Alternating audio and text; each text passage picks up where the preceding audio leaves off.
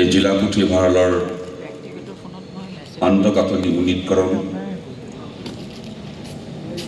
জাতিৰ পিতা মহাত্মা গান্ধী প্ৰতিমূৰ্তি উন্মোচন, কলা বীথিকা অৰ্থাৎ আৰ্ট গেলাৰীৰ শুভ উদ্বোধন।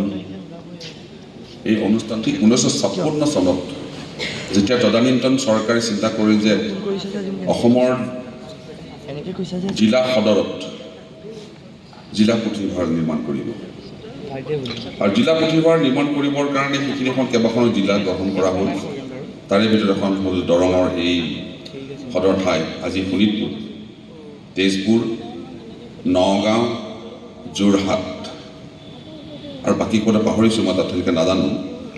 মই তাত দেখিছোঁ কি নগাঁৱৰ যিটো ষ্ট্ৰাকচাৰ, যিটো ঘৰ জিলা পুথিভঁৰালৰ মঞ্চকে ধৰি, তেজপুৰ একেই, কিন্তু পিছৰ পৰ্যায়ত যিবিলাক বনালে সেইবিলাক দুইতলীয়া বনালে। নৰ্থ লখিমপুৰে হওক, ডিব্ৰুগড় হওক বা মঙলদৈ হওক, এইবিলাক পিছত যিবিলাক বনাইছে দুইতলীয়া ঘৰ বনাই পেলাই জিলা পুথিভঁৰাল নিৰ্মাণ কৰা হৈছে।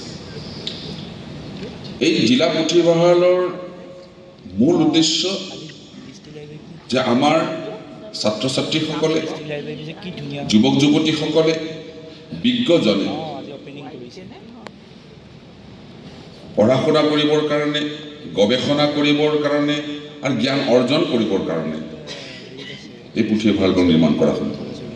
আৰু পুথিভঁৰাল নিৰ্মাণ কৰাৰ আগতে মোৰ ছাৰে কৈছে যে আগতে তেজপুৰৰ মূল স্থানটো আছিলে হেমবৰুৱা লাইব্ৰেৰী, হেমবৰুৱা হল বা হেমবৰুৱা লাইব্ৰেৰী কৈছে। হেমবৰুৱা লাইব্ৰেৰীটো আছিলে আগতে কাঠৰ বাটা মাৰি নিৰ্মাণ কৰা ঘৰ, দীঘলীয়া ঘৰ আছিলে, দীঘলে আছিলে।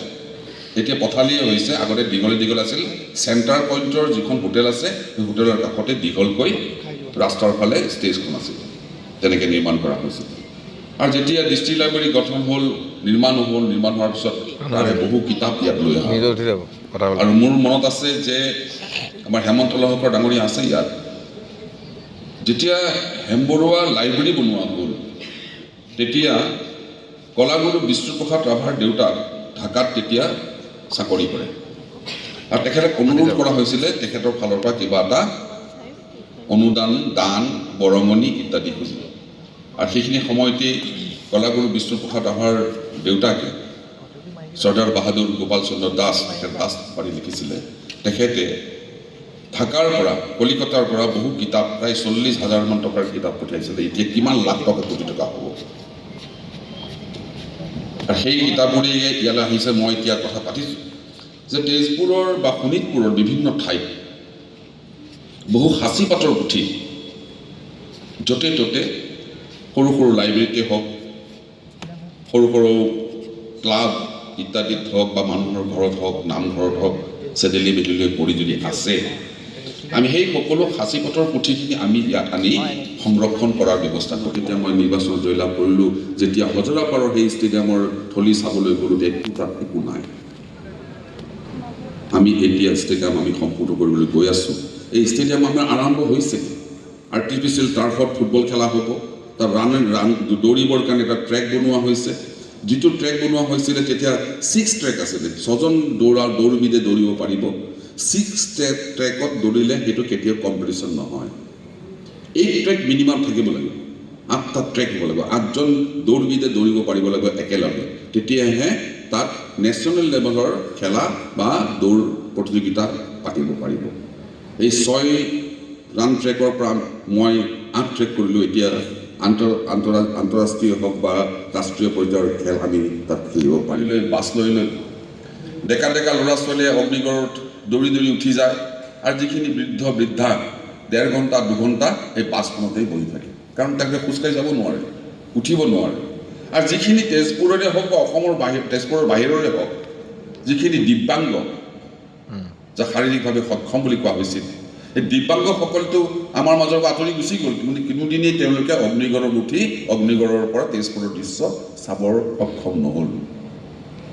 এতিয়া আমি অগ্নিগড় লিফ্টৰ ব্যৱস্থা কৰিছোঁ, 2টা লিফ্ট হ'ব, কিছুমানে খোজকাঢ়িও যাব পাৰিব, আৰু যিসকলে খোজকাঢ়ি যাব নোৱাৰে তেওঁলোকে লিফ্টেৰে উঠি অগ্নিগড়ৰ ওপৰত উঠি তেজপুৰখন চাব। নিৰ্মাণ কাৰ্য চলি আছে, অতি শীঘ্ৰে সমাপ্ত হ'ব। 1000 মানুহ বহিব পৰা আৰু চেণ্ট্ৰেলি AC আমি এটা অডিটৰিয়াম বনাই আছোঁ, খুব সুন্দৰ অডিটৰিয়াম হ'ব।